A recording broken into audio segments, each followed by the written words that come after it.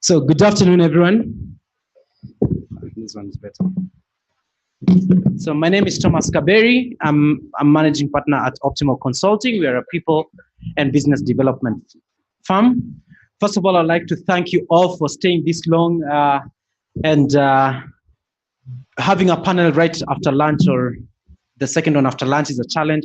So we'll ask you to keep to stay with us. So this panel is about helping us understand inclusion around internet issues, and that means that we are looking at access, usage, and how government and different players here have the things they've done to promote that. So I'm going to ask my panelists to introduce themselves as individuals and then tell us briefly what their organization does. So we'll start with Alfred. Good afternoon, everyone. My name is Alfred Mugambi. I work for Safaricom. We are a telecommunication service provider, although we want to shift that to being a digital platform provider. And what I do is I work in the regulatory and public policy department, mainly dealing with regulatory, economics, and compliance. Okay. Thank you very much, Alfred, and welcome. Nivi? My name is Nivi Sharma. I'm the COO of an organization called BRIC. BRIC is the company that does Moja Wi-Fi. If you travel by Matatu, you might have seen it. Free Wi-Fi on buses in Nairobi and Kigali. And we also have some fixed sites. So we're trying to improve digital inclusion by getting more people online and tackling the barriers to inclusion, which are access. So places where maybe Safaricom do not put towers up. We try to go to places where there isn't existing infrastructure. Affordability being the second barrier. So providing connectivity in a way that you don't need to reach into your pocket and pay for it. And now we're also thinking about digital literacy as a third very big barrier to connectivity. Hello, everybody. My name is Ben Roberts. I'm Chief Technology and Innovation Officer with Liquid Telecom Group. I'm based here in Kenya. And Liquid Telecom, we have, I think, the largest fiber network, international fiber network in sub-Saharan Africa. We have about 70,000 kilometers of the fiber optic backbone, connecting about 13 countries so far. And we also have some of the largest data centers in Africa, in Cape Town, Johannesburg, and Nairobi, and hosting cloud services as well. So for us, we are typically providing fiber from landing stations, cable landing stations where the subsea cables land in Mombasa, connecting those to the main towns and cities of places like Kenya, and into main buildings in town. And we're also doing a lot of connectivity to the towers. So people like Safaricom, Airtel often use our fiber to get to the towers to access down to the subscriber level. We're working with a number of smaller internet service providers who are working on other technologies, particularly in rural areas and high density urban areas, to provide lower cost access and faster access than they might get from a mobile network. But we also, I think this whole, we obviously heard from school children just now, but this whole story of access is very intrinsically linked with education, and a lot of what we're focusing on at the moment is around education. Good afternoon, everyone.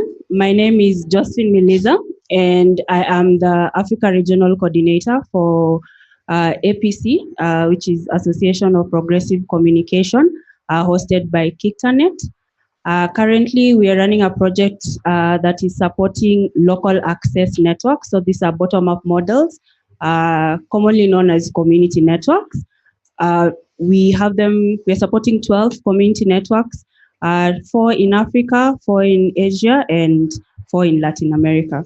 So again, the same issues that Nevi talked about, which is affordable access, availability of local relevant content, as well as skills that people are able to utilize ICTs for socioeconomic empowerment. I'm happy to be here and hope to learn from the panel as well. Good afternoon. My name is Paul Kiage. I work for Communications Authority of Kenya as an assistant director in charge of Universal Service Fund. The role of the authority is to license and regulate the ICT industry. In addition to that, we manage and administer the fund, whose objective is to facilitate infrastructure rollout in areas which are considered to be underserved, that is low-income areas, and also far-flung areas where the operators find them to be economically unviable. I think that is what I do, and that's what CA does. Thank you. Judy? Thank you. Good afternoon, everyone. My name is Judy Okite. I work with Association for Accessibility and Equality. And what we do is to promote and advocate for accessibility for persons with disability, both offline and online. Okay. Thank you. Judy, I'd like to start with you with the Yes, first question. And in what you do, because this is at the center of it, would like to hear your definition or your perspective of digital inclusion and what that means to you and what your organization has faced in terms of barriers and drivers and how you have managed those. Would like to hear your perspective of digital inclusion, what that means to your organization, and what are the challenges or advantages you've come across while dealing with digital inclusion within your organization. Okay, thank you. Thank you very much. Digital inclusion. I said we work particularly with persons with disability. And when it comes to digital inclusion, more especially in Kenya, it does not exist.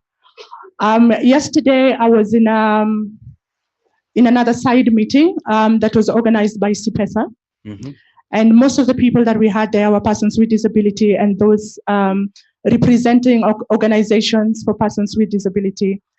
And one of the saddest statements that I had in that meeting was that they have no idea that there's an ICT policy. Mm-hmm. They do not know about it. So how do you defend rights if you don't know that it even exists? How do you move forward knowing that ICT is our enabler and we are working towards it? So that has been our challenge. As much as we've been advocating, you meet with people who have no idea whether ICT is part of them. Thank you. Okay, so that's quite a unique perspective that I've not had before. I mean, like just getting involved with advocating for ICT policies, ICT laws. What I heard you say is that people with disability are either not involved or their perspectives are not included. Is that correct? Okay, and Paul, so what as CA are you doing to make sure that, first of all, you can tell us what's your definition of digital inclusion, and then you can try to tell us what are some of the challenges you have faced dealing with that. Okay, thank you once again. Digital inclusion is empowering people to use ICTs.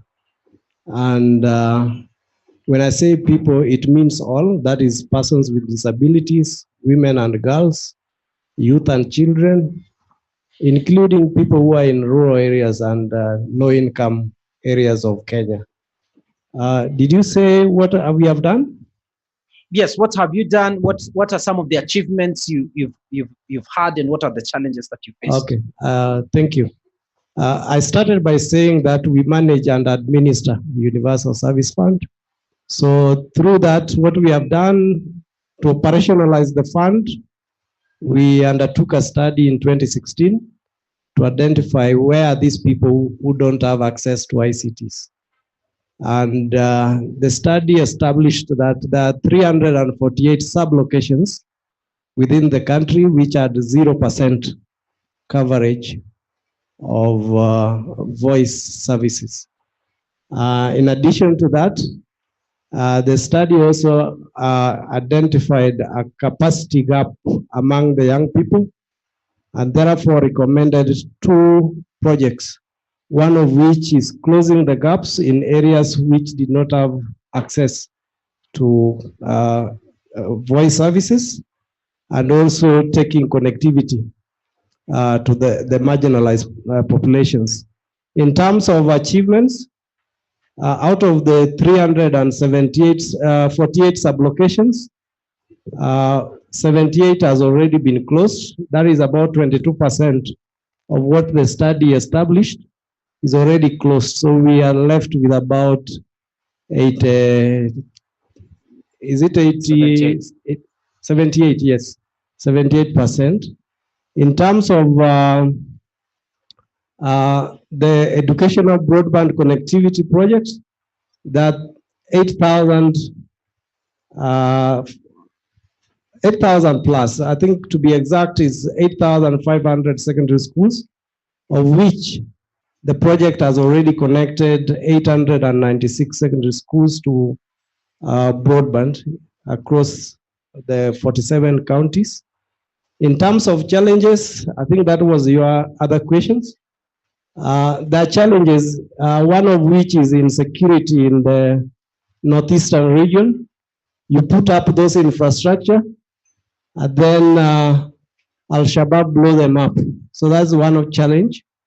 It's not a big problem as such.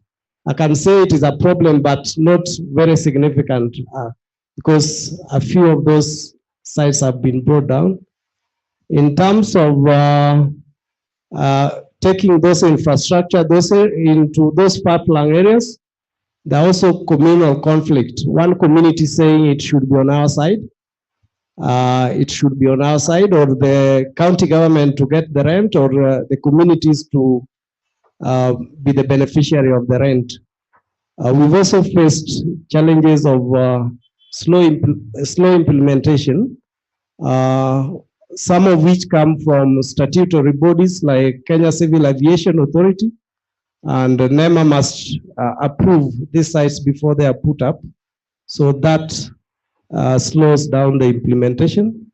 In terms of the schools broadband, I think the challenge we faced mainly is with the speeds. What we contracted is 5x1 Mbps, but when you measure what is being delivered in the schools, you find it is lower than what has been contracted. Thank you. Thank you, Josephine. So you had quite a unique introduction, just trying to tell us about how you're trying to distribute internet in unique ways. We'd like to hear what your definition of inclusion, because clearly different people look at inclusion differently. So what is it, and how have you gone about it? I would define digital inclusion as affordable and meaningful access for all, so that people who are getting access are actually able to utilize this access for either economic empowerment or social empowerment. So as community networks, we use a bottom-up model in which communities come together and then they deploy telecommunications infrastructure to support their needs. So not all communities need to go to the internet. It might just be an intranet where you're accessing locally relevant content. So looking back at the history of the internet is an interconnection of many networks. And what we are aspiring to do is bring this spirit back, where we are decentralizing access or providers of access from just the large operators or ISPs, but also to support community-based initiatives, grassroots, as well as looking at smaller ISPs who are also trying to fill the gaps that large ISPs are not able to. So breaking bulk, that sounds like the role that you're playing. Yes. Getting building from down, bottom-up approach. Okay, cool. Yes. Thank you so much. Ben? Yes, I mean, our role in this, in the connectivity part, I think really is to support we want our fiber to be used. We've spent a lot of money on fiber infrastructure investment across Africa, and we want it to be used by people. We want it to get into the hands of people and be used. So it's not our business to be having. We're not in the business of having subscribers who are paying small amounts of money a day per data. But where we have fiber network, we like to extend the fiber network using wireless links to such projects as what Josephine is talking about, these community ISPs. We're working here with some of the microgrid companies. So some of in Kisii, we've got a project where a company has got some big solar panels, and they're using cable to connect up all of the homes in some villages. We're extending them off the fiber using wireless links, getting them online so they can package internet in with electricity that they're selling to the villagers there. We're also a partner with Paul and the Communications Authority, and we've provided about 310 schools of the 896 that he mentioned. So yeah, I think Paul noted a challenge of the speeds. What we find is when you connect people up to, when you connect some schools up to the internet, some will consume much more than others, and some maybe are overusing their allocation. You might find that they let the Wi-Fi password be known by the local bar that's next door, and they might be accessing the Wi-Fi. Or you might have one particular teacher who's a download king, who's downloading DVDs all day long. But ultimately, we want to, with this project, we've contracted to do 5 megabits per second. And by the way, for a secondary school, that's not enough.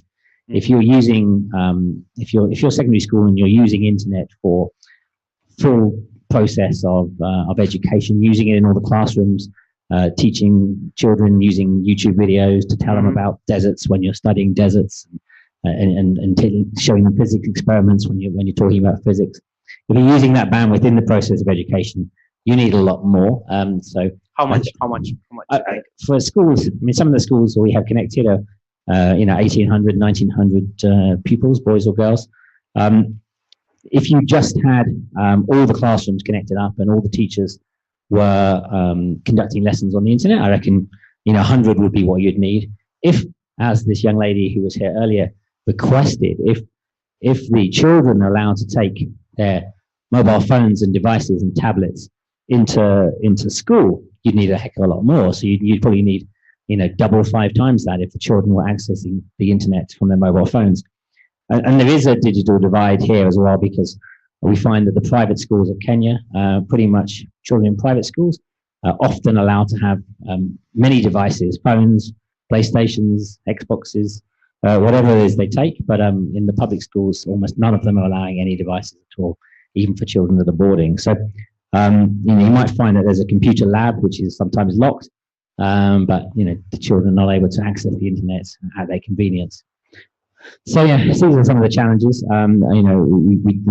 We see that the project we've conducted with the USF fund is it's a starting point, and really we're sort of working with different digital content providers. We're working with people providing systems, school management systems, ICTs that are going to enable the schools to run better and inform the parents about what's going on, have their own school websites.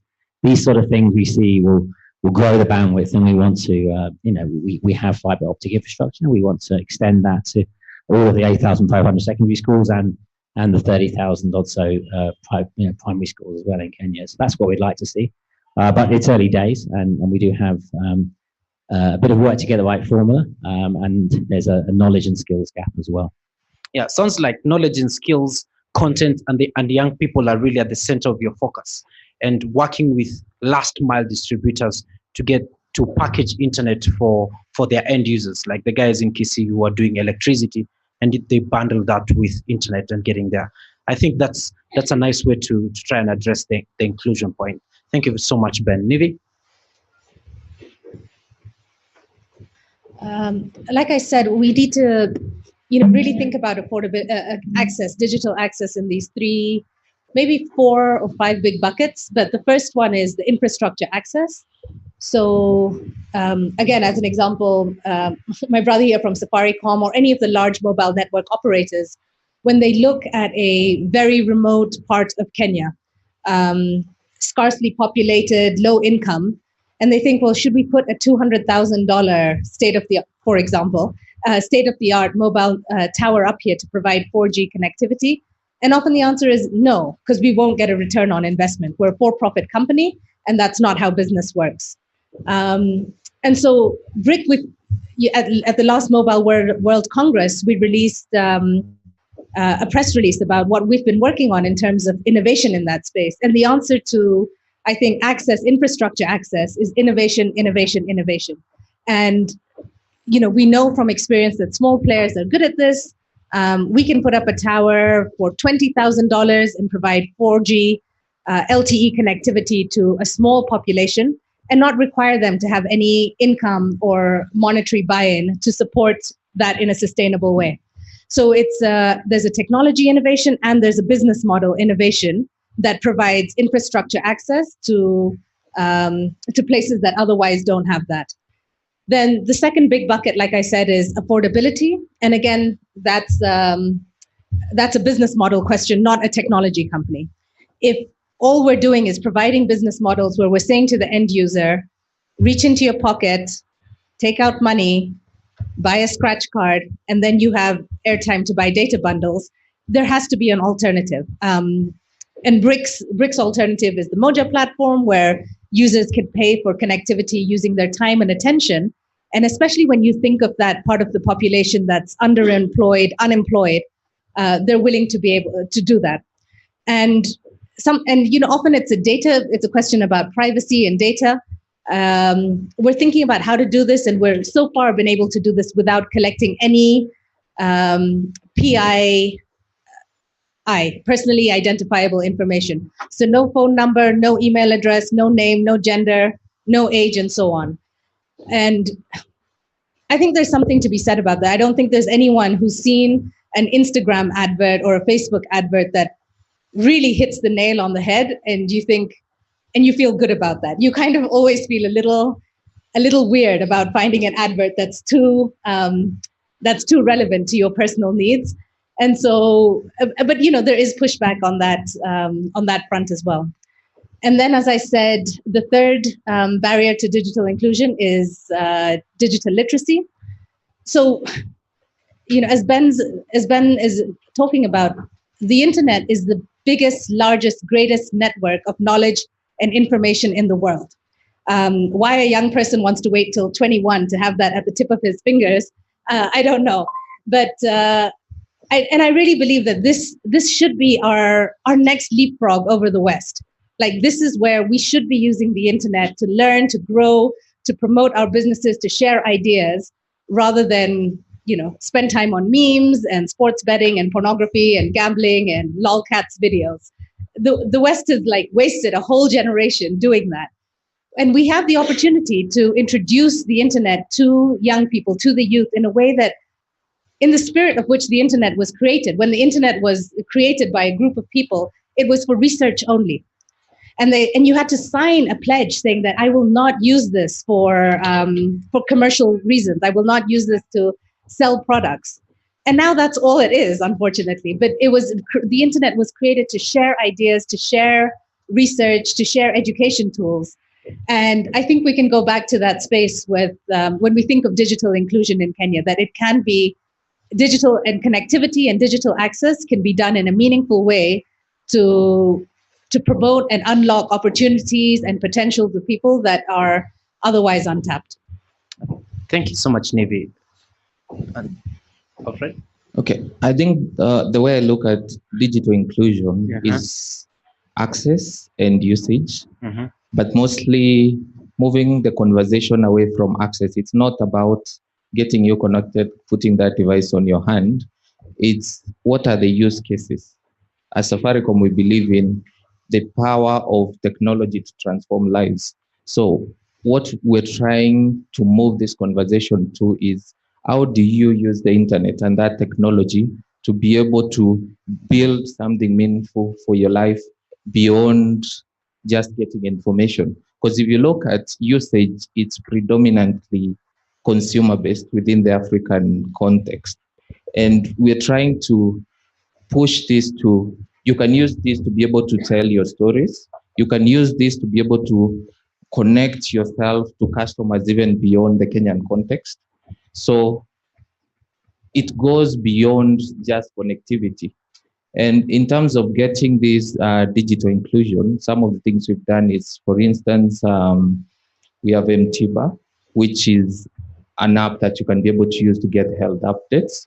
We're also using DigiFarm to be able to connect farmers, and they can be able to learn about where they can get these implements and how to connect to markets and the likes. Beyond that, it's we've worked hand in hand with the CA in getting connectivity in some of the areas that are far-flung across the country. We've been in Turkana in Northeastern, where among the biggest bidders when it comes to the USF fund usage and rolling out these sites. So the challenges you face are, of course, infrastructure. Communication has not gotten to the point where it's recognized as critical infrastructure.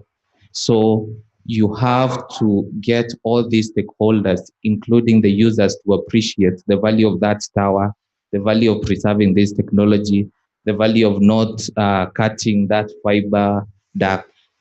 We are not at that level where we view it the way you would view electricity and water, for instance.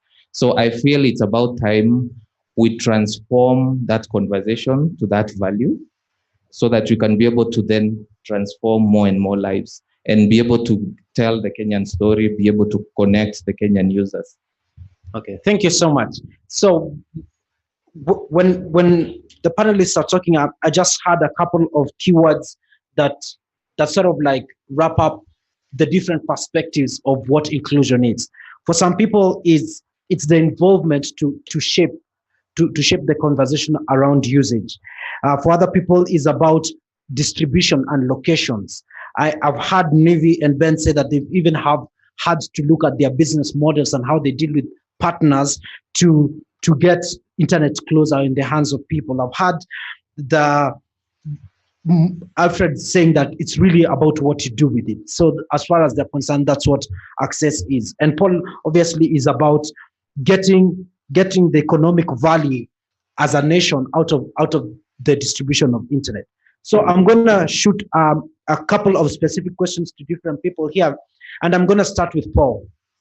So Paul, what I would like to hear from CA's point of view is that how can we tackle the issues, the barriers that we've had here around inclusion? How, as a nation, can we tackle access, affordability, and quality of service? I know you already have fully fledged department dealing with these issues specifically, but what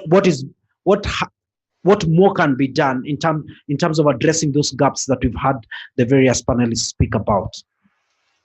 Thank you so much. How do we tackle access? I'd indicated to you that through the fund, we are able to offer what we are calling subsidy to the mobile operators to take this infrastructure to areas where they could not reach. How big is the fund?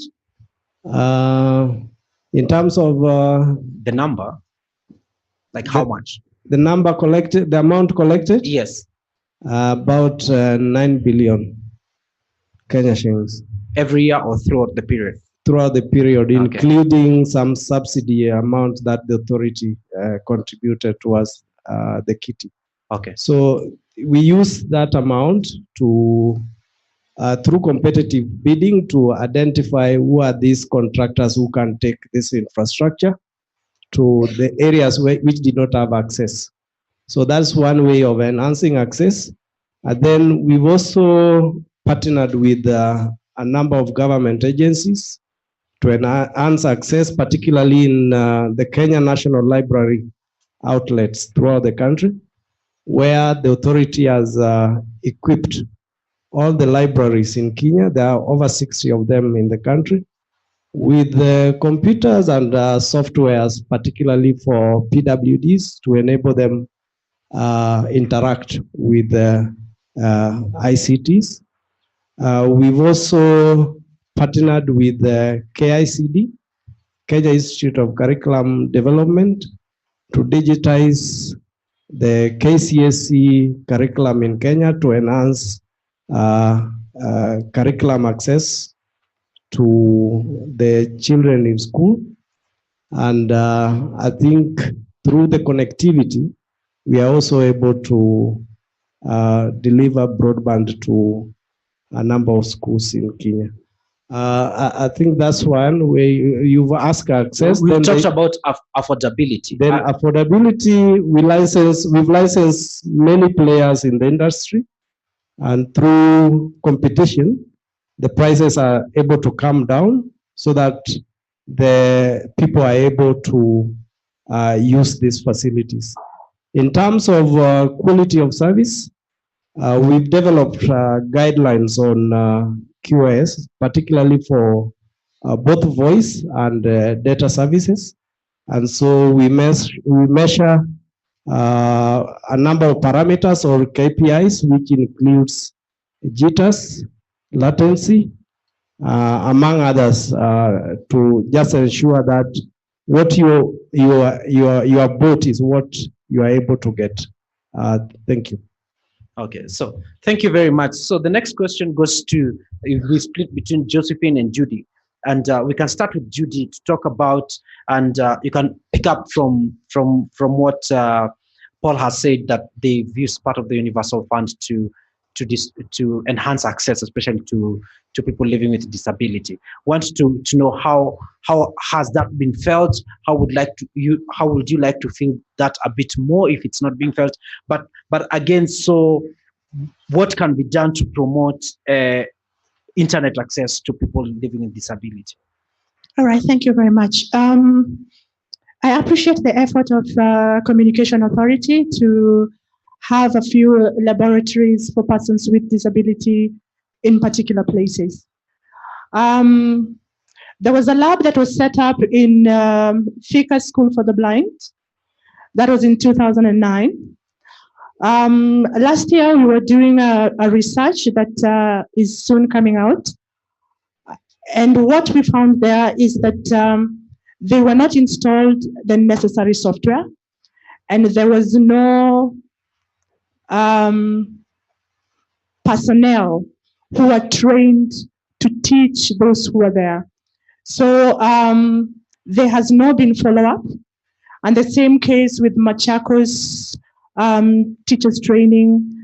The person there is self-trained, and they're just trying to teach those who are there how to use the computers and install the open source software NVDA. So for me, it will be a well-thought program. We need to see a well-thought program that is sustainable. To have computers that have been 10 years and are not in use and have not been upgraded, do not have the necessary the software to help the people who are there, that doesn't add up. What would we like to see the universal fund? I'm happy to hear my panelists. I can hear all of them are more of connecting. Their issue is are people being connected? I'd like to see that move to the next level. Who are these that we are connecting? Mm-hmm. Thank you. Okay, thank you. So a lot more user-centered approach towards distributing internet to people living with disability. Josephine, I would like you to link that up with digital literacy. And Ben, I know you already have a program around digital skills. I'd like the two of you to enlighten us about what's the role of digital literacy in driving inclusion. Maybe we can start with Josephine, yes.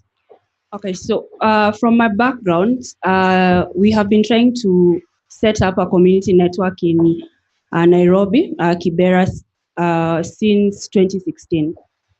And this is highly reliant on volunteers and also the goodwill of donors, such as Internet Society who are here, and APC. And the community network is called Tunapandanet.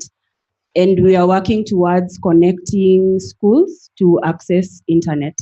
One of the challenges we see when we go to schools is that for those that receive donation for computers, most of the time those computers are just gathering dust, or the donations were computers that will just run for an extra 2 months and they are gone. So it's e-waste in Kibera. Then the other thing is around the teacher's ability to be able to see ICT as part of education, like include it in the education. So you see there are computer classes, but they are totally delinked with the overall curriculum. So how do we incentivize teachers to be able to gain these skills? Digital literacy, how do we build up e-learning modules that teachers can use in schools? And in an area like Kibera, where we're working with informal schools, how do we not add extra work to the teachers? Because also, remember, digitizing content is a lot of work. So what we would like to see more is definitely support from private sector, support also from government in terms of, it is a multi-stakeholder approach. There are policy issues, there are content issues. Right now, we pay, initially we received, Kenneth is our internet service provider. And for the last, I think, since 2014, they were not taxed. But now our costs have gone up 15% because KRA revoked that license. So we connected the first half, which was the easy half, because these are people who are able to afford internet. Now, as we are moving to connect the next half, the same business models cannot apply. So we need to rethink also the business models. And one of the things is, if the government is supporting internet connectivity to rural areas or informal marginalized areas, then we need to look at the issue of, is it really fair to tax institutions like Kenneth? Okay, thank you so much. So we had an interesting discussion earlier, Ben, and you brought in the issue of culture and literacy. And it's not just how, and you made a point about, it's not just how, when you talk about literacy, the way we equate understanding English is literacy. And how can we get internet to the last mile by helping people use internet probably in the context of their own cultures? Kindly just talk a little bit about that as you address the issue of digital skills and literacy.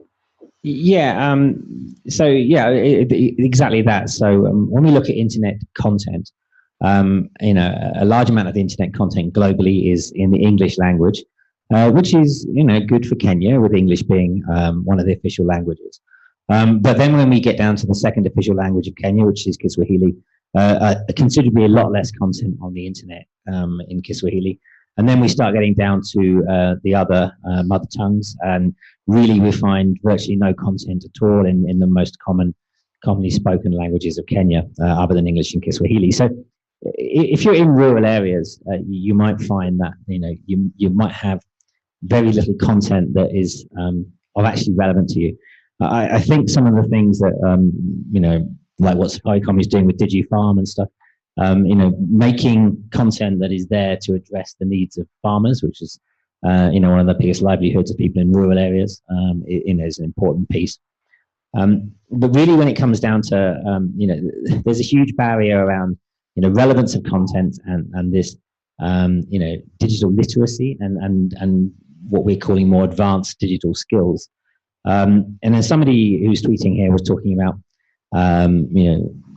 children of today being digital natives, and I might be the oldest digital native in the room here, I think. But for me, having had a computer from when I was about 13, 14 years old, we didn't have the internet then. It was before the internet, and we didn't have all these fancy software and graphical user interfaces. We just had a colon, and then you'd have to start writing your own programs into your computer. But I didn't have a teacher teach me computing. I wasn't taught IT by a teacher. I wasn't taught how to write software. We got a computer we got magazines. It would tell us how to write programming in BASIC, and pretty much you had to learn it yourself. There's a big, there's a perceived barrier here as we talk about empowering children with the internet, and this barrier is perceived around, oh, the parents, don't have the digital literacy, the teachers don't understand this, and that's true. I visited a number of the schools we've connected, and the ICT teachers. I spoke to the ICT teachers in all of them. I spoke to principals of a few of them, and the principals not really being very IT literate, but knowing how to use the internet. They're being forced to use the internet now because they have to use the NEMIS system for the school administration. So that is getting them to start using the internet for some of their business administration in the school, a good initiative from the Ministry of Education. But then when we look at the teachers, they may well have done an education degree and then just been allocated that you're teaching ICT, but not really have any particularly advanced knowledge around coding or software writing. They're really teaching a curriculum which is teaching your applications. The one teacher who I met who had the most knowledge, he knew how to fix the network, he knew everything about the computers, how to install them and upgrade them and write code and everything else. He didn't have a degree even, he was just a diploma holder from the local polytechnic, so he had a better training by taking a diploma at the polytechnic than the other ones who'd been studying education in Nairobi and stuff. But ultimately, I don't, we can harp on about this, and we do need teachers to teach the curriculum. Form 1 to 4 has a computer studies curriculum, which is optional after Form 3 and 4. But I just believe if you give children access to devices today, and access to the internet as well, if you don't wait to 21 like that young man wanted to, they will acquire the skills themselves. Digital natives, they would teach their parents, they would teach the teachers, they would teach their grandparents, because that's what's happened everywhere else in the world up to date.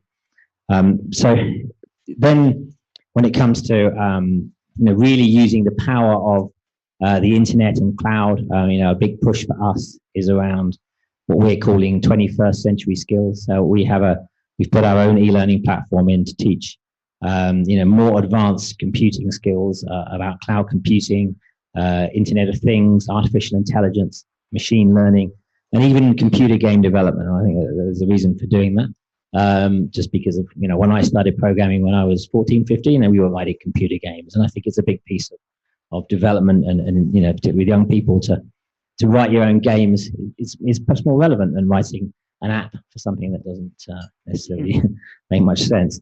So, a lot of initiatives are going on. There's a lot of startups and companies who are, KICD has digitized the Kenyan curriculum, but there are other companies here who are digitizing the textbooks, digitizing video content for this. And I think once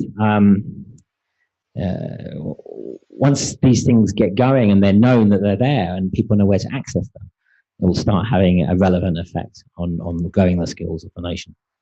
Okay, so you actually even jumped into the next question, and Nivi, I want you to take this up and start helping us understand.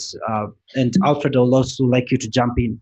How can we get young people to start using the digital space and the digital tools and the thriving advantage that you have in this country? How can we get young people to start taking advantage of that and to start using it more productively? So I come from an ed tech background, and putting laptops, putting tablets in school simply isn't enough. That's not the answer. That's not how we get young people on a digital platform. That's not inclusivity by any means for a school in Lodwar. And so a digital intervention in a school means much more than devices. At a very base level, we need to think about the infrastructure. So first of all, does that school have a room that is waterproof? Does that school have electricity or solar power? Is it on the grid? Does that school have connectivity? And then we can think about the hardware we're putting in that school. Is that hardware, whether it's a laptop, a tablet, a smartphone, is that hardware, if it's in a very dusty environment, does it have the right filters? Does it have the right IP protection for dust and humidity? And then we need to think about the software. Because Microsoft gave us a bunch of licenses, does that mean the Kenyan government should put Microsoft as the default operating system on all these devices? So what is the software that we're using? Is it intuitive? And does it need training for all the teachers? And then it's the content, the relevant content. That's the next layer of the cake, that there's no point in putting a device in a child's hand that has no relevant content on it. So does it have KCPE content, KCSE content? Does it have content in the mother tongue of the region? And then the next layer is obviously teacher training. So when I ran an ed tech company, this is the part of, and we spent no time. We said, oh, this is an Android tablet. I figured it out. I'm sure a teacher who is 45 years old and who has been teaching in the same way for the past 20 years of her career will also figure it out. That was a big mistake. So teachers have been teaching the same way. They have spent their whole lives learning the same way in a chalk and talk methodology.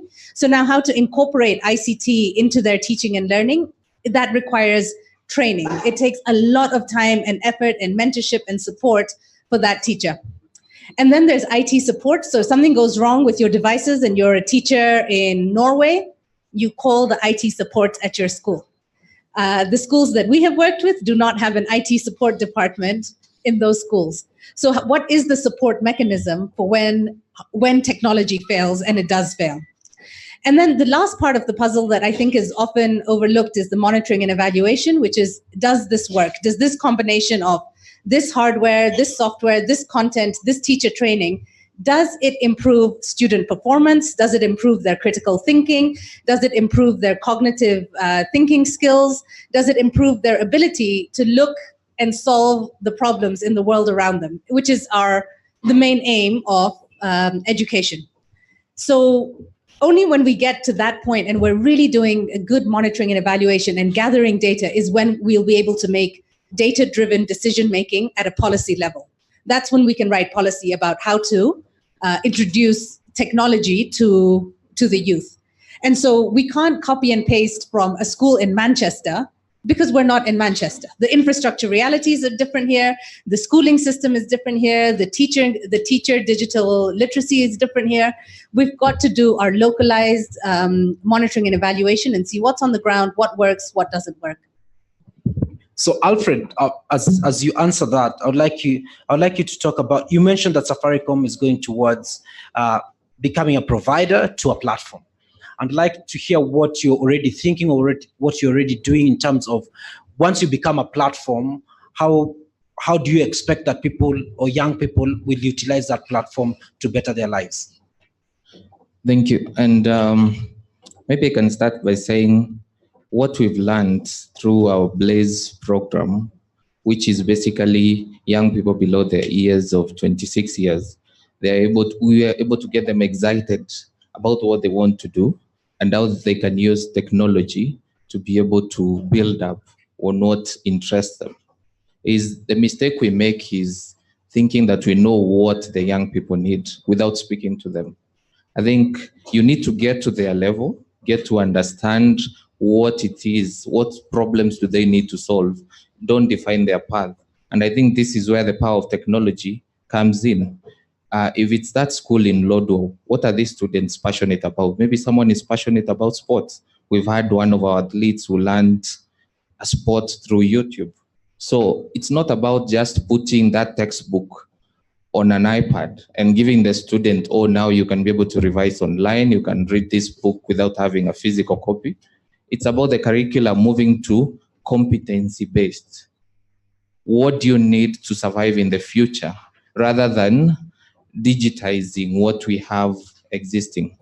So as we move to being a digital services provider, what we're looking into is now, how do we partner with not only the youth, but various aspects within the community and the world at large, that you can be able to build up on that idea, that business. Of course, shifting the mindset from employability to being your own boss. You can be able to come up with a business idea, discover an app and make money out of it. It doesn't always have to be learn, pass your exams, get employed, because you can only employ too much. And currently the level of unemployment within the country is quite huge. yet we have so much talent that can be able to come up with inventions and innovations. So what are we doing as a country towards building this talent? And that's where the responsible use will then come. If you have a center within a community where the youth can gather and share ideas and build up on those ideas, of course, with the use of mentors, then of course, responsible usage of the internet comes on board. I don't have to waste time posting pictures on Instagram or insulting people, but I am doing something useful with the knowledge that I have, with the ideas that I have. So that's what we should be looking towards, and build the user experience, build the need, and even literacy will follow suit. I mean, look at mobile money. A few years ago, you'd not have imagined someone as old as your grandfather being able to use a mobile phone. But because you created a user need that was within, right now, you can be able to send money and they can be able to receive it and work that phone. So the need drove them to learn on how to use this equipment. So the same thing for internet and technology. Build that need, and even the teachers don't need to be forced to learn these skills. They'll be very interested in acquiring these skills so that they can be able to transform their students. Okay, then thank you so much. So you're gonna help people to identify needs they can fulfill by useful utility of technology, right? Okay, then thank you so much. I saved the best for last, and we're just down to the last question. Please prepare your questions. We're gonna just take one question per panelist. So first person to the mic is gonna get a question, but it's only one question per panelist. So the last question is really about spectrum distribution. And yeah, I can see some people in government lighting up. So the issue is spectrum distribution is really about how do we create an opportunity for people to distribute the equal or increasingly equal amounts of internet. And I know that this is not CA's mandate. It's really the person who was supposed to answer it actually is not on the panel, but I'd like to hear you guys, your view, your personal individual view, not your organizational views.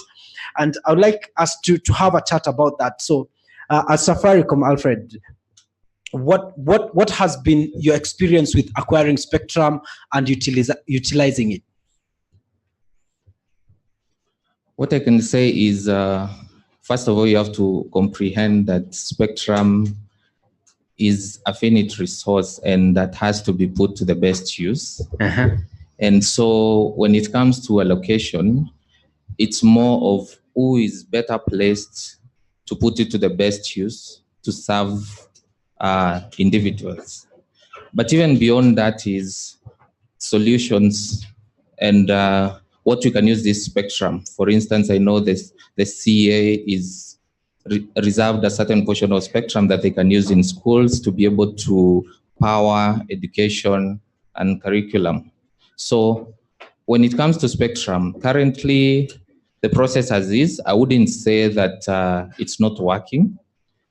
Maybe what we need to look at is more of the costs of spectrum, because that can be a discouraging factor. And Nivi pointed to this when you have this multi-million investment and spectrum is not cheap. So if you've put up all this investment and it's just gathering dust somewhere for the sake of saying, oh, I have a mast in Lodwar, so then there's really a better use that you can place to that. So when we have, and I appreciate that the CA is looking into this, a base model on how to price this spectrum that encourages even the small operator within a community to be able to acquire this spectrum and use it to develop that local-based content, then we're making strides ahead. But currently, as is, I wouldn't say it's a challenging way, and the fact that it's limited and we have to put the best use to it. The government has really tried in putting across measures on how to make sure that spectrum is balanced across operators. That's what I can say. Okay, Alfred, thank you very much for giving that insight. And Paul, that sort of like puts you in a place to pick up and sort of like elaborate to us, explain to us how much spectrum is reserved for which use across, because you guys are really the custodians. So how do you get to those decisions? First of all, I want to tell you that I'm not an engineer, so I'm not best placed to answer your question. What I know is that authority have a frequency table, which caters for different sectors, be it broadcasting, airspace, military, community users. So they're all catered for. I don't want to enter into a space which I don't understand. Thank you. Thank you so much. Nivi, do you have anything to say about this topic? And then we're going to come to Ben. I have lots to say.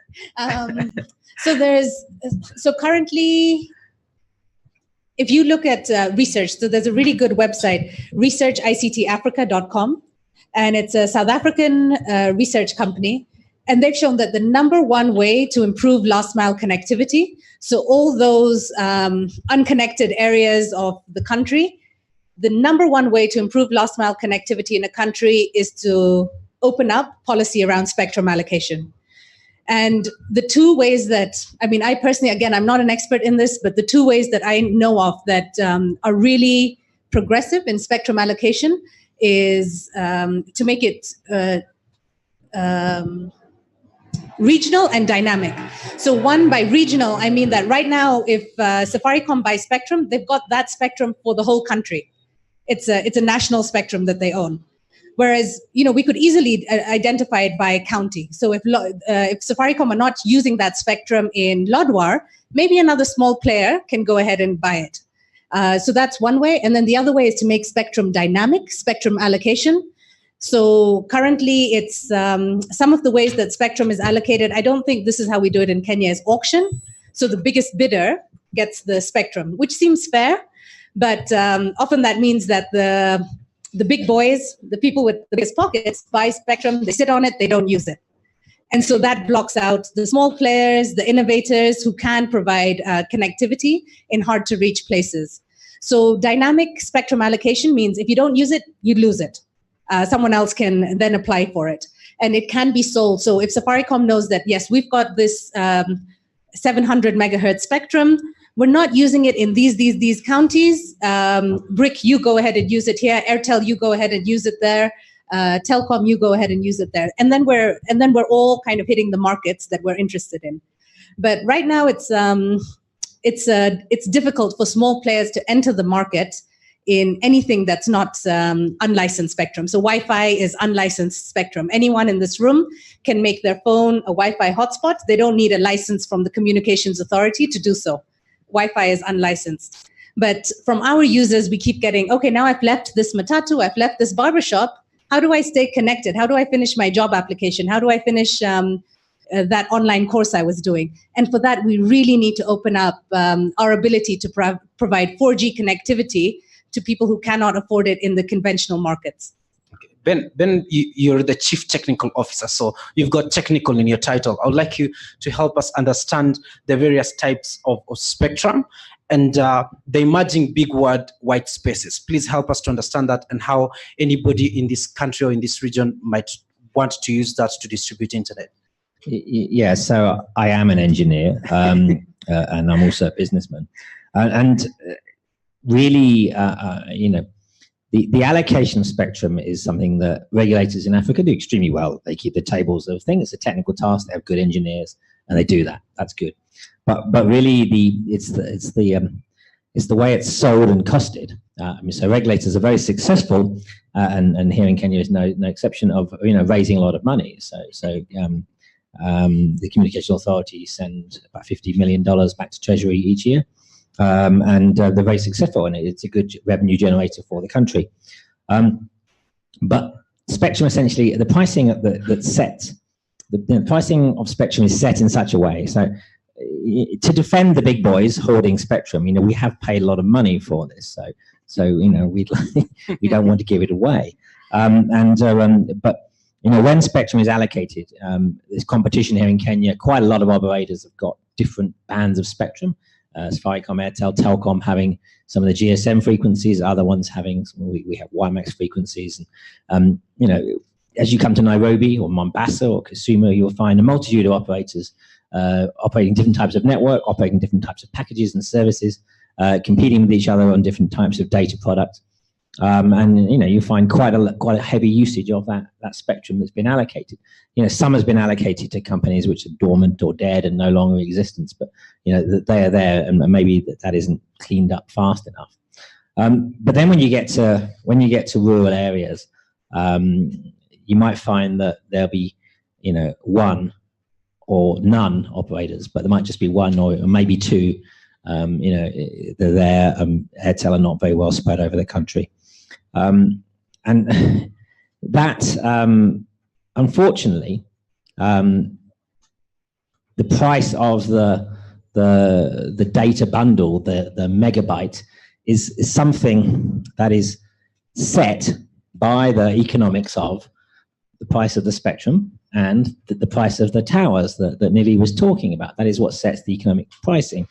And ultimately, Safaricom and us, we are profit-making companies, we have shareholders, and the pricing is set to be at a price that someone like me with one of these can afford to download lots of data. If I'm somebody in Kibera, in Nairobi, I might get connected, but I can't afford to download as much data as I can. And the same applies in rural areas, but with even more stupidity to the fact because the spectrum's empty. Nobody's using any of the spectrum. So if there is such a way that some of that unused spectrum, white space, we talk of TV white space, but really there's white space in every band when we get into rural areas. If that can be discounted, if those people who've paid a lot of money to have a national allocation of those spectrums can be discounted, their fees, if they then let somebody else use it who is going to do a service. These are the sorts of business model changes. This is what Nivi is talking about, rethinking the way things are done to encourage that, because ultimately, we have paid for it, and that's why operators defend it, because there's a value to it. It is seen by national governments as a valuable commodity, a national commodity that they sometimes auction, sometimes sell off, and once the buyer has paid for it, we see it as part of our asset book. It's there. We can't just say, oh, we don't need this anymore. It's there on a balance sheet. This is an asset, and we can't say we're not using it. It has to be there. So it is. The engineering side and the economical side need to have some innovation to make things, really roll out faster. Yeah. Thank you very much for bringing that together for us. Something that sounds too far out, yet it affects every shilling that we spend on the MBs that we buy every day. So thank you very much. Now I'll invite the questions, and I said first one to the mic gets the question, and first one to the mic gets the question. And please come to the mic and line up. We're going to take only one question per panelist. So if you want to get a question, we're going to take, and that means we've got only 6 questions. So first one to the mic.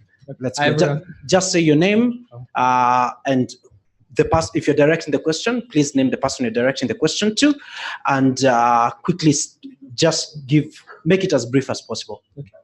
Hi everyone. My name is JP. My question is directed to Communications Authority. Oh wait. Okay. Yeah. So the thing is, will you regard digital inclusion as a rights issue or commerce issue? And then, so based on that, if it's a rights issue, does it make sense to have the highest bidder, or the person with the greatest financial muscle, get the access to, is it 9 billion shillings? Yeah, so there's that. I don't know. Yeah, so maybe, and of interest will be like what 1 billion shillings will mean to the BRIC or to Napanda, or something like that in that program. Okay. Yeah. So the ratio of the funding that a supplier gets as opposed to how much they have, and you're trying to say that no, it's more to Safaricom 1 billion shillings is nothing, but to a small startup it would be a lot. Yeah, so it's more of a again, like a business model issue and a human-centered design approach. Because imagine, like Tunapanda, if they get a billion shillings, not the whole 9 billion. So are you asking Paul to rethink the way they allocate the money? Okay, cool. Paul, you'll address that. Okay, next question, please. So this question was actually going to be directed at Paul, but I think I'll just Paul, you've got a lot of fans. So anybody else got a Paul question? Okay, cool. So we'll allow one, you'll come back, as long as it's very different from what has been asked. Okay, so mine is generally based off how our websites are even set up. So in the context of Kenya, I'm a bit concerned why Kiswahili is our national language, yet we are not even given that option of translating the websites to Kiswahili. And for some of the websites, the universal design is not used during the inception stage. So is the Communications Authority or generally the government looking at a way to look at that in terms of inclusion? Actually, that's more of a KIGF question. The KIGF is here, but I'm not sure they were ready for that question. Maybe you can write to them. That's a really good question. Is there anybody from KIGF willing to take the question? Okay, but that's a really good one. KIGF, the guys are here, so I'm sure they will be glad to have that chat with you. Thank you. Okay, thank you very much. My name is Mark Ambito from Mobile for Good Solutions. My question basically also goes to Paul. And it's basically in terms of Universal Service Fund. I really wanted to know, as you say that technology has a power of technology in transforming lives. And there's a big opportunity in IT-enabled services in the rural areas. And for the SMEs that actually are willing to set up these call centers, IT-enabled services, they have a great challenge in terms of they cannot access the Universal Service Fund in rolling out the infrastructure. What is the Communication Authority thinking about that? Thank you. Thank you very much. My name is Tevin, and my question is, I don't know, like anyone can answer it because it's generally whoever can pick it. We are moving to as everyone is calling it, the fourth industrial revolution. And the thing that's powering this is AI, machine learning, IoTs. And you talk about inclusion, and considering that Africa and Kenya tends to be a technology receiver, how do you handle the issue of bias and inclusion? Because some of these things that we are adopting don't even recognize us. I remember there's a time Google was seeing Black people as monkeys. And then I remember there's a time, for example, things like autonomous driving, which actually coming here with some of the cars people have, can't even recognize Black people. Yet we as Kenyans and Africans are saying, you know what, let's adopt these things. We want them, let's take them. But you're not really seeing the inclusion aspect of it. How do we go about this? Okay, so that's really around the question of relevance and the technologies that we are adapting. I don't know who wants to take that. You want to take that, Ben? Okay, cool. Thank you, Bob, for the record. Well, this question I'll maybe want to hear from Judy. Okay. In terms of, in your view, Judy, and from your background, what else would you propose USF to consider? I just want to hear your perspective on that. And a comment just to, surprised that CA paid for, given particular bandwidth and something else was delivered. And I'm hearing Ben trying to circle around it. Ben, did you deliver something else?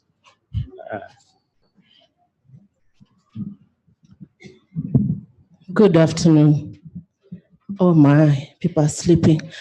My name is Alice Kemunto from Consumer Grassroots Association.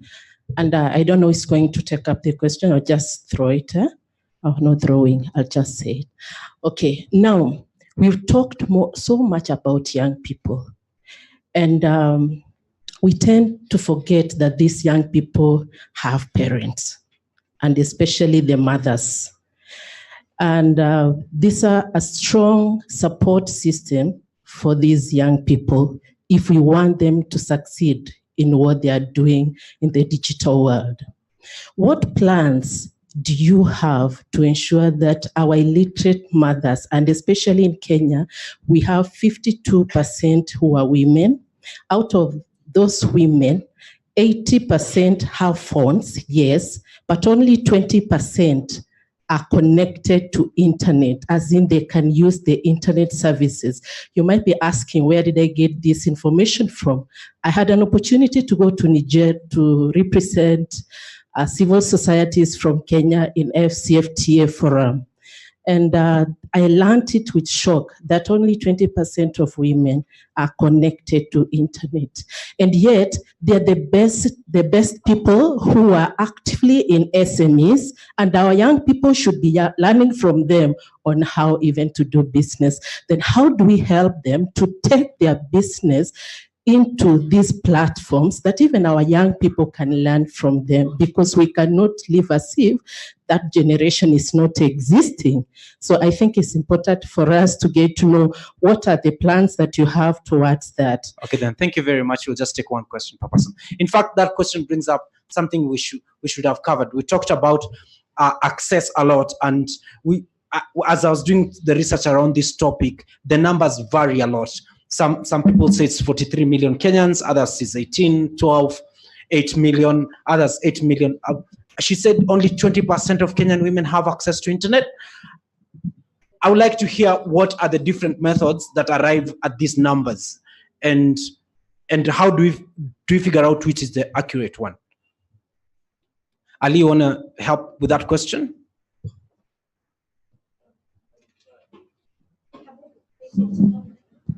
Oh yeah, there's one online question that we're going to take. Barack is going to read that one. This issue, okay. Francis and panel, this issue of internet penetration is an interesting one. And I think you've opened the door for me to ask a direct question to CA today. Wow, about, Paul, I don't envy you. About some of the statistics that they give us. GSMA has different statistics. CA has different statistics. Some other players have different statistics. Ali, I would like you to help us understand what causes the variation in those numbers.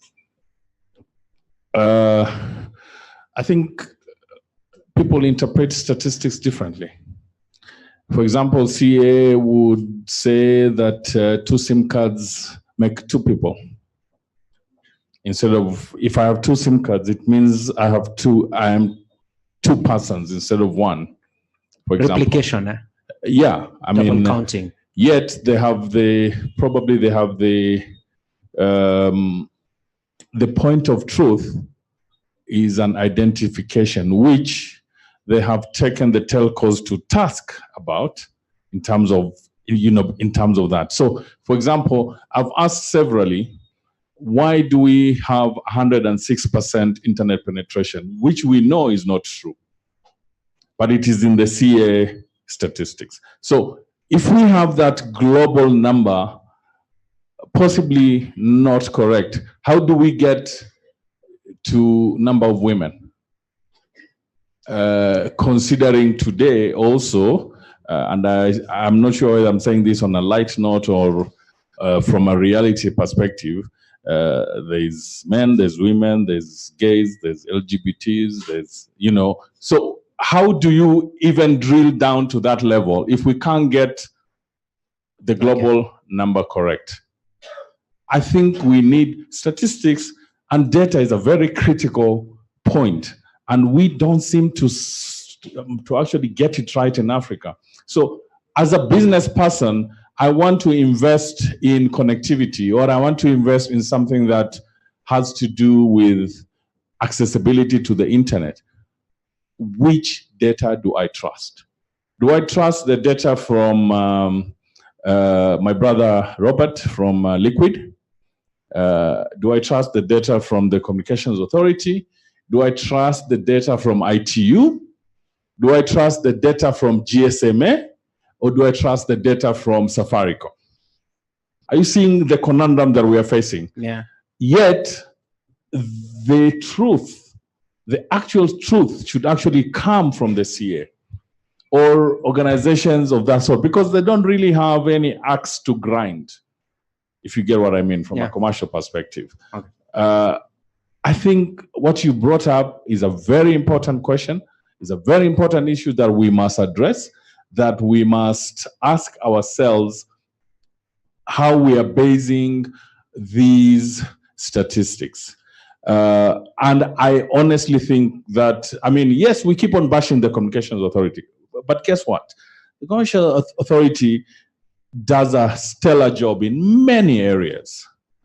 You know, so we want to sort of redirect them and make sure that in areas where we feel iko mushkil kidogo, that, you know, we get it right. We can help each other to actually get this information. Yeah. So hopefully we can get a good number. We can trust Paul to talk to his friends and give us a number and tell us that this is the number of Kenyans who are connected to the internet. And if I have 3 SIM cards, I'm not being counted thrice.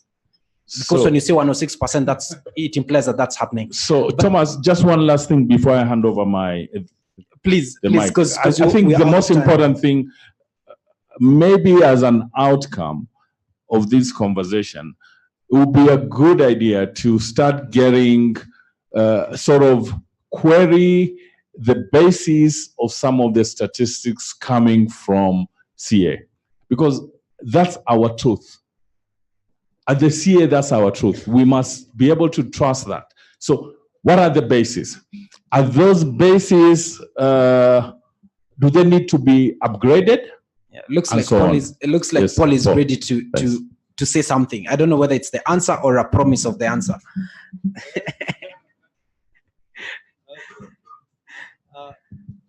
Thank you so much. I think it's a controversial question, but I wish to clarify that there's so many methods of measuring those subscriptions. One from the demand side, the other one from supply side. So the supply side is the one the authority is in charge, where we expect all the licensees of the authority to submit the numbers that they are currently having on their platforms to the authority through the compliance return forms, and that they do on a quarterly basis. So what we are giving you is what we get from Safaricom, from Liquid, and any other licensee. What you are missing is what is available at the household level. The only person who can tell you the actual numbers is the National Statistical Authority called Kenya National Bureau of Statistics, and they do regular household surveys after every 5 years. But most importantly, they do census once. It is standard across the world. No country does census twice in 10 years. It's done once. Kenya is doing its census on the 24th of this month, and 25th, we'll get the actual number of internet users and subscriptions, since this has been included in the census questionnaire.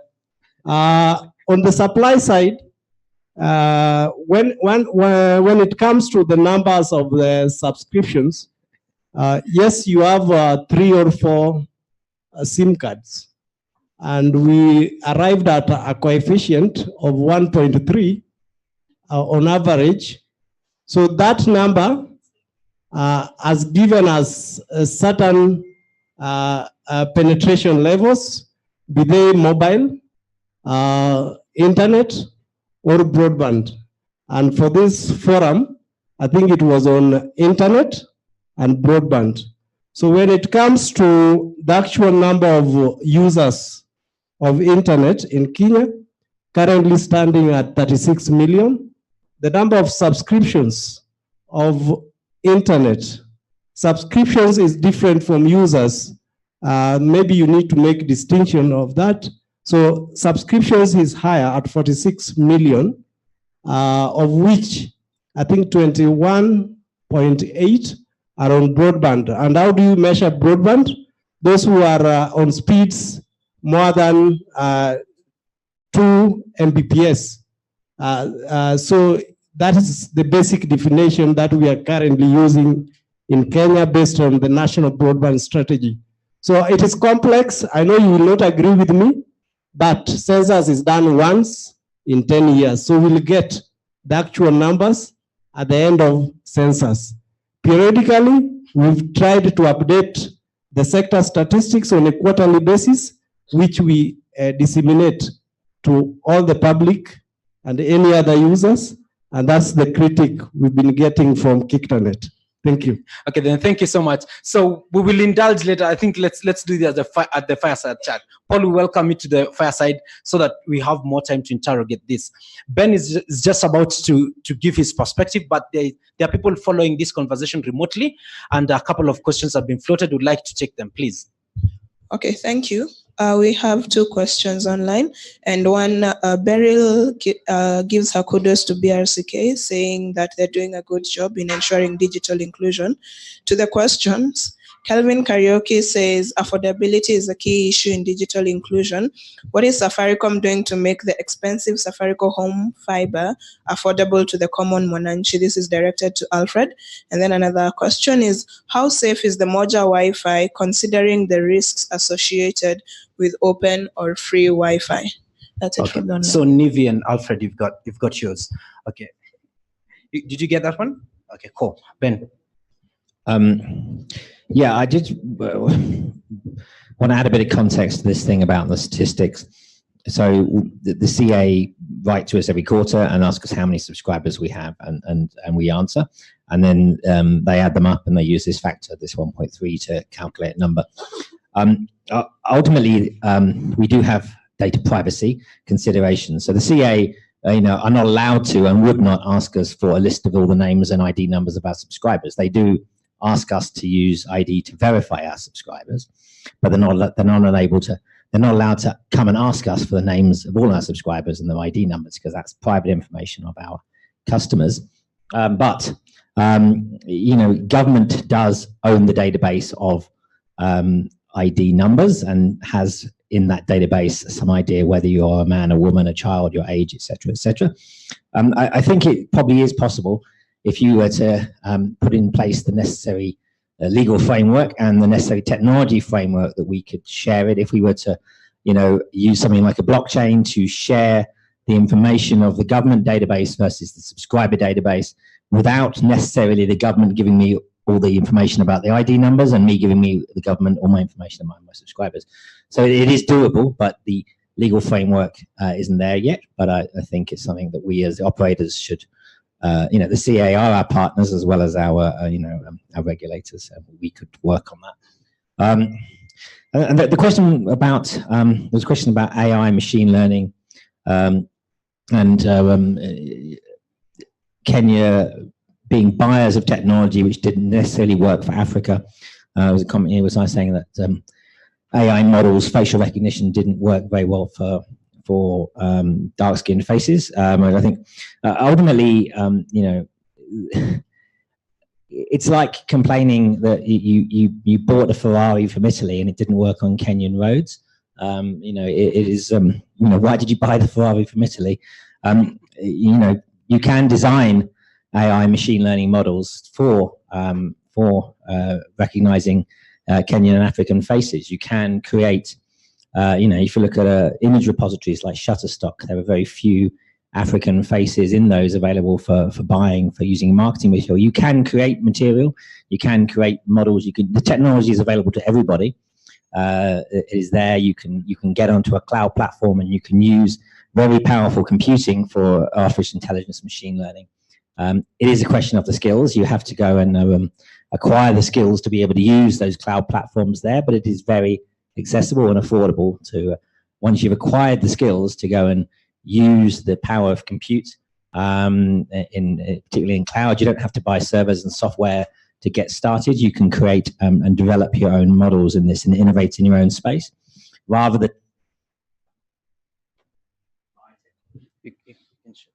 than saying we have to buy technology and software stacks. You can create your own, and that would be my answer to that. Innovate and solve the problem. Okay, we'll go to Judy first and then come to Nivi and Alfred. There's a question there. You can pass on the mic to Judy.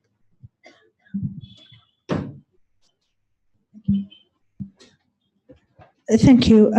There was a question on my consideration on the USF. I'm not sure whether CA would allow me to, but I'll just request if they can invest more on the persons with disability. and the digital. We keep talking about the digital divide, but it keeps growing bigger when it comes to persons with disability. The software that persons who are blind expected to use, it's called JAWS, and it's very expensive. So if the CA would ensure that it's not tax-free but zero-rated, we'll be very grateful. Yeah, those are my suggestions for the USF. And then for the programs that they already have in place. First of all, what's the USF? Because I think like 50%. Universal Service Fund. Okay. The Universal Service Fund. Okay. And if they would put those, the programs that they already have in place, sustainable. Okay. Yes, thank you. So, but I'm not sure. Do you have a response to that? Like a solid one? I can try. Okay, cool. One, the software that you are talking about, the JAWS, I think we've installed it in 8 learning institutions in Kenya, 1 per region. You counted Thika High School, Machako School, then there is Mombasa School for the physically disabled.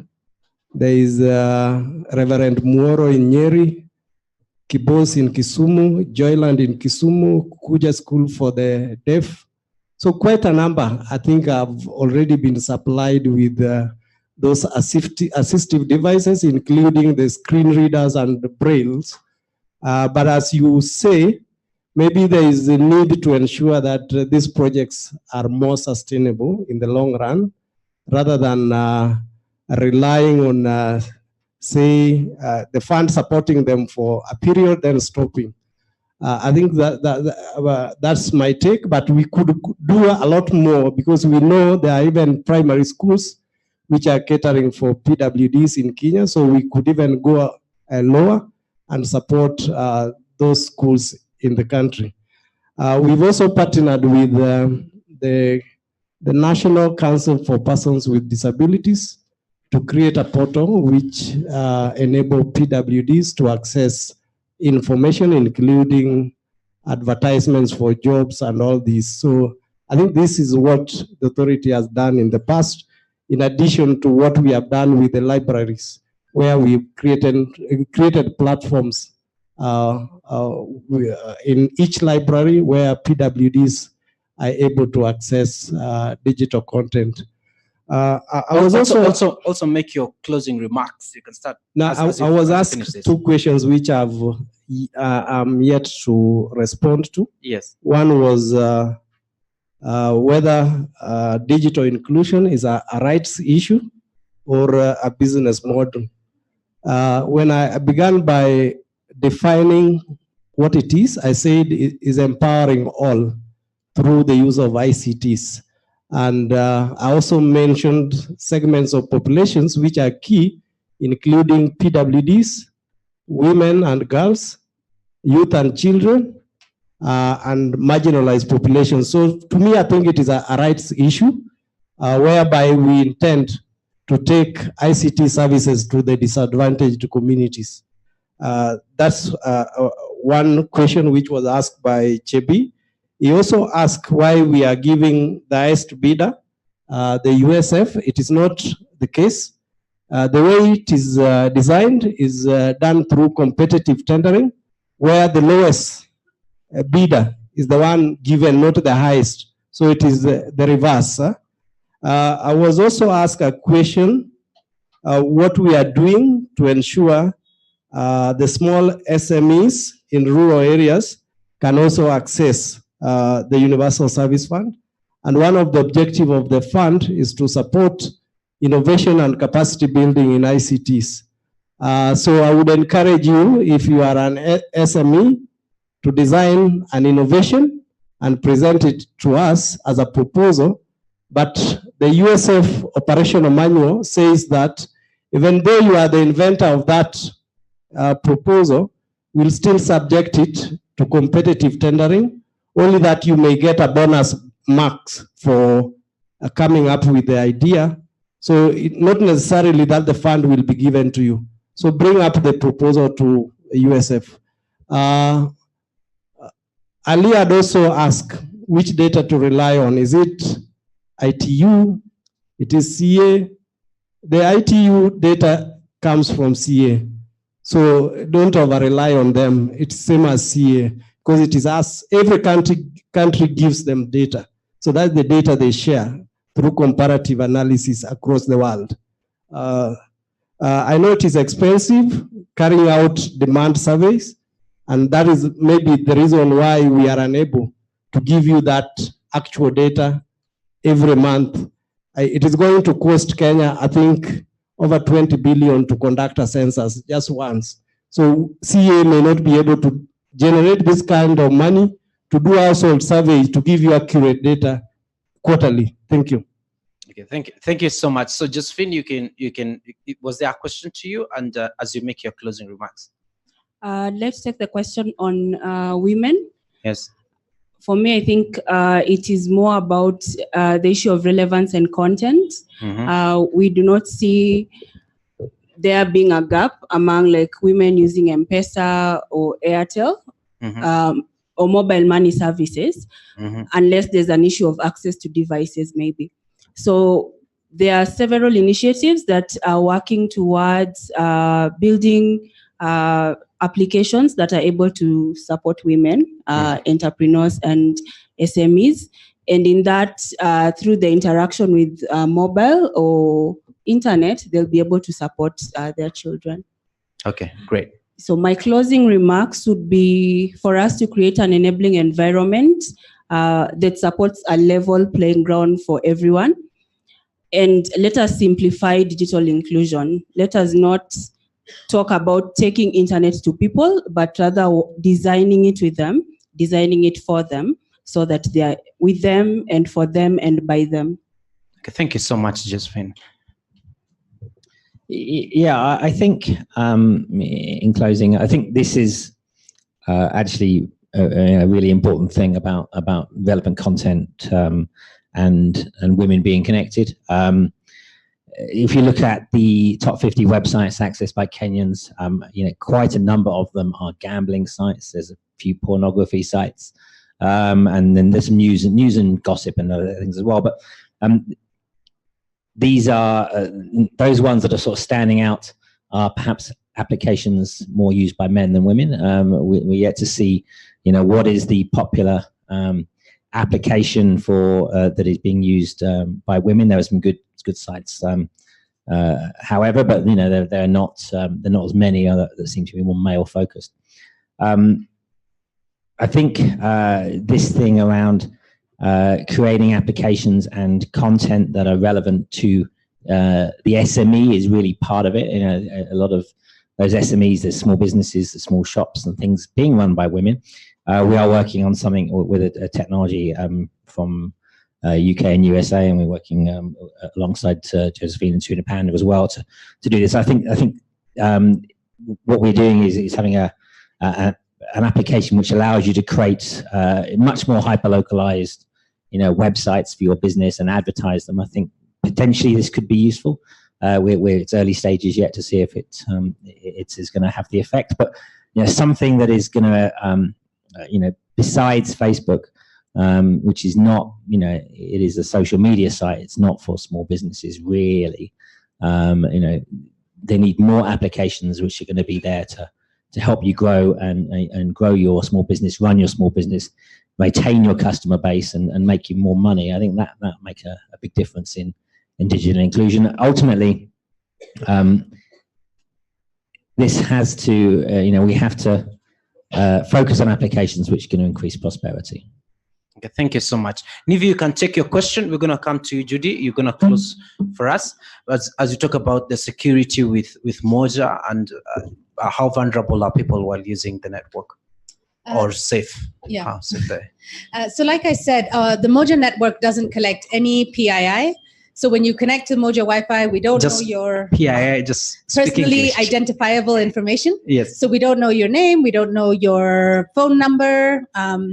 we know the browser that you're using, and we don't even know your MAC address of that device that you're using. We get an encrypted version of that. And we need that. So when you earn Moja points to get online with one day, the next day you can use them to get online. But like any open Wi-Fi network anywhere in the world, from an airport to a cafe, you should be careful about the kind of information that you are transmitting over that Wi-Fi network. But yeah, again, I think that's a real question that I don't know. It's a really important question that I think gets undervalued in the space sometimes, because we don't think of security for the poorest people. We don't think of data, about the value of data of the poorest people. And per MB, the cost of data is the most expensive the poorer you are. The cost per liter of water is more expensive for someone living in Kibera than it is for me. And so these are things that we need to think about and address and really innovate around. And again, and this ties back to the question raised by the young man around AI and innovation and artificial intelligence. These are, if there are solutions being built and designed by white men in another part of the world, like a Ferrari, then yes, they're not built and designed for us. And this is the premise that BRIC was built on, is that let's start building and supporting our own local innovations.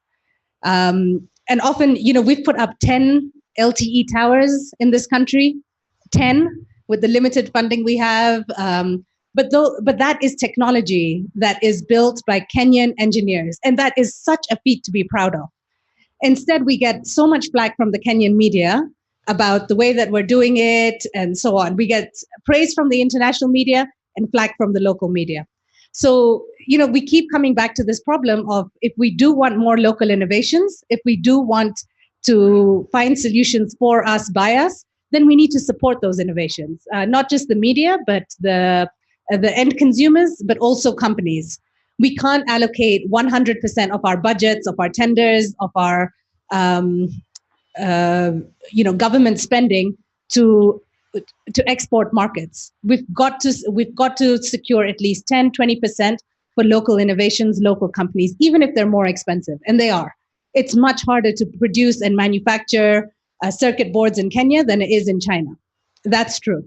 So what are we going to do to make sure that we're not reliant on China? We're going to have to pay a little bit more in the short term to build that ecosystem, to build that industry. So my closing remarks is, really support local innovation, support small organizations, and at every stage ask how policy is supporting small companies in Kenya, companies that are born out of the incubators and accelerators, out of spaces like the Gearbox, to get those innovators to a space where they're going to market and exporting to Africa, exporting to Europe, exporting to Asia. One of the things we're so proud of is we innovated an education solution, and there are islands in the middle of the Pacific Ocean using that solution, saying that, we've imported solutions from Australia, from Europe, from Asia, they don't work here. If it works in Africa, it'll work here. In the most remote island in the middle of the Pacific Ocean are using technology built in Kenya by Kenyans. And that is such a thing to be proud of, but it's not appreciated at home. So let's really support local innovation. Okay, thank you so much. Alfred? To Kelvin's question, I think when it comes to home fiber, it's critical for the customer to also appreciate what goes into getting that connectivity to your home, because it's not just as basic as laying fiber and connecting you. For each meter of fiber you have to lay, there are fees involved. You have to pay the county government, you have to pay the national government. So, and we are still at the infancy. So as Safaricom, we appreciate the feedback and we continue to review alternatives on how to make this cheaper. And we believe we are competitively priced. I mean, for 2,500 a month, you're able to get a 5 Mbps connection. And we're also focusing on, don't look so much at the cost and the value you're getting out of it. The uptime, the level of connectivity that you get. I think going by the statistics we are seeing in the market, we're offering a primed service. But as things go along, as home fiber grows, the cost, of course, you're able to scale down and take advantage of economies of scale, and the cost will keep going down. Then in closing, what I can really say from all of this is the future of literacy, digital inclusion is really in partnerships. It's not looking to what is Ben doing, what is the CA doing. It's all the entire panel here coming together, inclusive of you. There's something, the role the citizen has to play. It's not about just Safaricom bringing you connectivity. You also have to enlighten your community. We can use this as a channel to maybe speak about our culture. We can teach our language to everyone across the world. It's not about just receiving content from abroad. So it's all in partnership, coming together, finding a solution towards inclusion. Thank you. Yeah, thank you. And finally, Judy. Just pass the mic to her, please.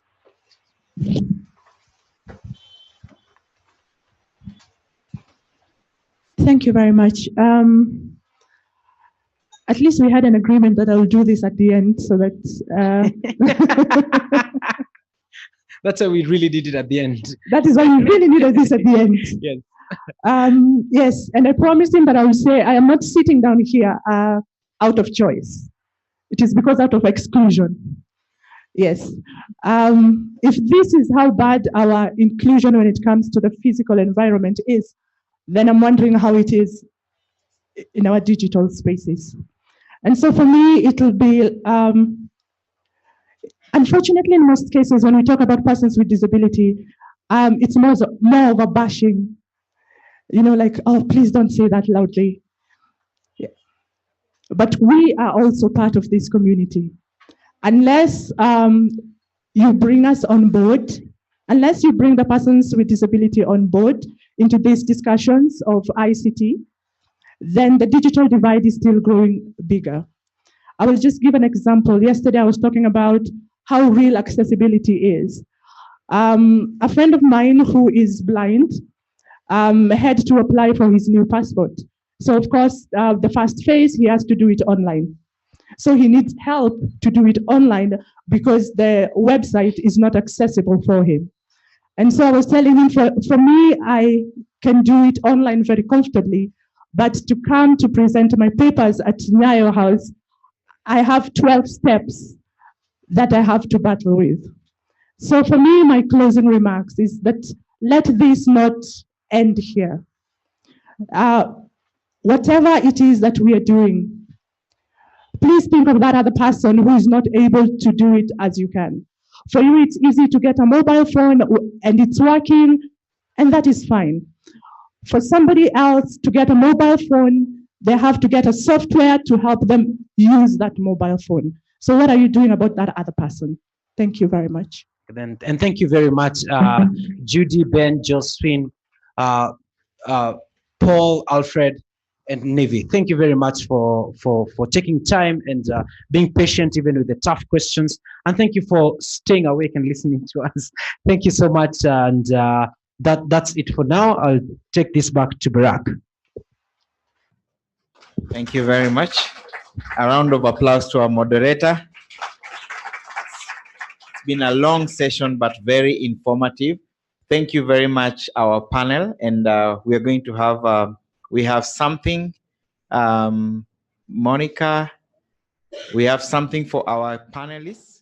And where is the cameraman?